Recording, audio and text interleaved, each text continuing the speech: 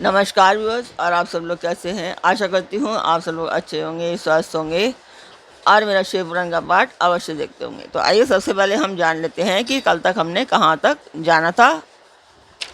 तो कल तक था कि दिशा विदिशाओं के क्रम से प्रणव के उच्चारण ओम ब्रह्मणे नमः इस मंत्र से ब्रह्मभूति यति के लिए शंख से 8 बार आरती जल दें। तो इतना कल तक हम जान रहे थे। अभी हम इसके आगे चलेंगे।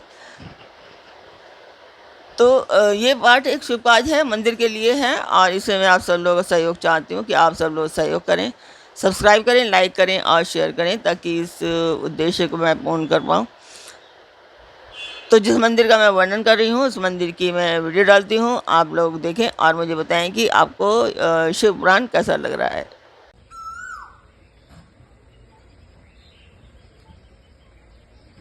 तो मंदिर की वीडियो आपने देखी, आपको पाठ कैसा लग रहा है कमेंट बॉक्स में मुझे अवश्य बताएं, और अपने परिवार और मित्रगणों से भी सब्सक्राइब एंड शेयर करने के लिए अवश्य कहें। तो अब हम चलते हैं आज के पाठ पर। स्वागत करती हूँ मैं आप सभी का अपने इस कार्यक्रम शिव पुराण में। शिव पुराण की ये कैलाश संहिता चल रही है, और कैलाश संहिता में आज आप सुनने वाले हैं यति के लिए एकादश कृत का वर्णन।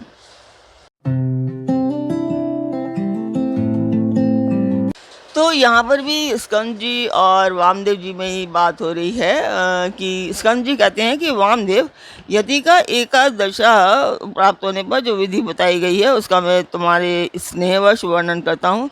मिट्टी की वेदी बनाकर उसका सम्मार्जन और उपलेपन करें। तत्पश्चात पुण्याहवचन पूर्वक प्रोक्षण करके पश्चिम से लेकर पूर्व की ओर 5 मंडल बनाएं, और स्वयं श्राद्धकर्ता उत्तराभिमुख बैठकर कार्य करे। प्रादेश मात्र लंबा चौड़ा चौकोर मंडल बनाकर उसके मध्य भाग में बिंदु, उसके ऊपर त्रिकोण मंडल, उसके ऊपर षटकोण मंडल और उसके ऊपर गोल मंडल बनाएं। फिर अपने सामने शंख की स्थापना करके पूजा के लिए बताई हुई पद्धति के क्रम से आचमन, प्राणायाम एवं संकल्प करके पूर्वोक्त 5 अतिवाहक देवताओं का देवेश्वरी देवियों के रूप में पूजन करें। उत्तर और आसन के लिए कुश डालकर जल का स्पर्श करें। पश्चिम से आरंभ करके पूर्व पर्यंत जो मंडल बताए गए हैं उनके भीतर पीठ के रूप में पुष्प रखें, और उन पुष्पों पर क्रमशः उक्त 5 देवियों का आवाहन करें। पहले अग्निपुंज स्वरूपिणी अतिवाहिकी देवी का आह्वान करते हुए इस प्रकार कहें। ओम ह्रीम अग्निरूपा मातिवाहिक देवताम आवाहयामि नमः। इस प्रकार सर्वत्र वाक्य योजना और भावना करें। इस तरह 5 देवियों का आवाहन करके प्रत्येक के लिए आदर पूर्वक स्थापना आदि मुद्राओं का प्रदर्शन करें। तत्पश्चात ह्राम ह्रीम ह्रोम हरेम होम हाँ इन बीज मंत्रों द्वारा षडंगन्यास और करन्यास करें। इसके बाद उन देवियों का इस प्रकार ध्यान करें। उन सबके 4 हाथ हैं, उनमें से 2 हाथों में वे पाश और अंकुश धारण करती हैं, तथा शेष 2 हाथों में अभय और वरद मुद्राएं हैं। उनकी अंग कांति चंद्रकांति मणि के समान है। लाल अंगूठियों की प्रभा से उन्होंने संपूर्ण दिशाओं के मुख मंडल को रंग दिया है।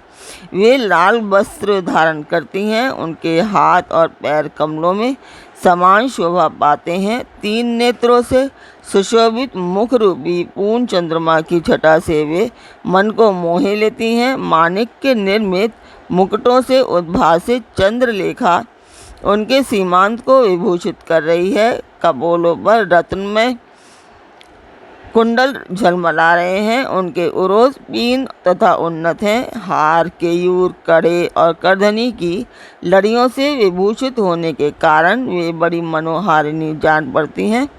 उनका कटिभाग कृश और नितंब स्थूल हैं। उनके अंग लाल रंग के दिव्य वस्त्रों से आच्छादित हैं।